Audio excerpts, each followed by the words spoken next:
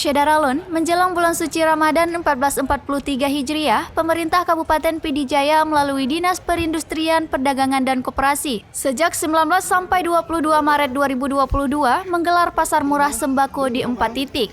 Kepala Disperindak Kopijai, Rizal Fikar mengatakan, adapun 4 titik lokasi tersebut yaitu 19 Maret di halaman kantor Camat Bandar 2 dan 20 Maret di halaman kantor Camat Ringgadeng.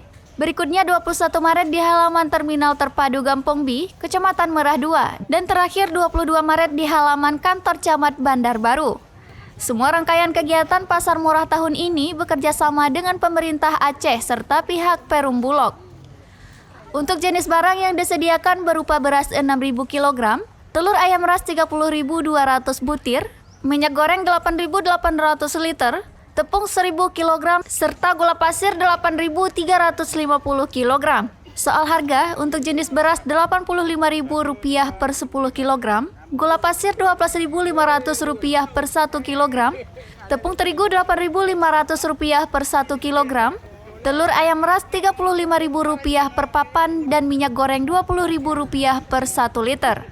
Pantauan di lokasi selama 3 titik diselenggarakan pasar murah. Warga terlihat begitu antusias menyerbu paket sembako untuk persediaan bulan suci Ramadan yang hanya tersisa 2 pekan ke depan.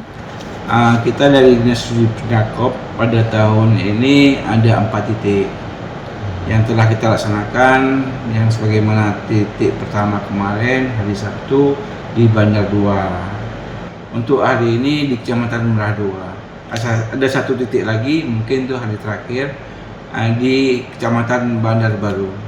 Itu item barang apa saja yang dipasarkan kepada masyarakat? Item yang kita pasarkan ada, kalau nggak salah saya, termasuk telur ada, minyak makan, gula, dan tepung. Ini lebih murah Pak, daripada harga pasar? Alhamdulillah kalau kita buat perbandingan bulan Ramadan ada terjadi perubahan murah, harga murah, mungkin ada sekitar 1.000 ataupun 1.500. Dari Merdu, Idris Ismail, Serambi On TV.